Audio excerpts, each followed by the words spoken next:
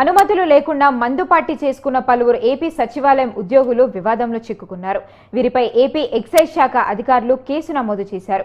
AP సచివాలయం director పోస్ట్కి జరగబోయే ఎన్నికల్లో గెలుపు కోసం తాడేపల్లిలోని ఒక గార్డెన్లో ఈ విందు జరిగినట్లుగా సమాచారం.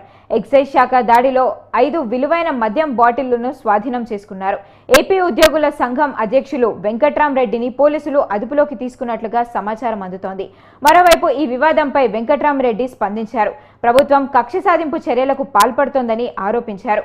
150 మందికి 3-4 మందు బాటిళ్లు సరిపోతాయా అంటూ ప్రశ్నించారు. మేము మందు పార్టీ నిర్వహించలేదని అన్నారు. ఈ పార్టీకి వచ్చిన వారు ఎవరో మందు తెచ్చుకొని ఉంటారని తెలిపారు.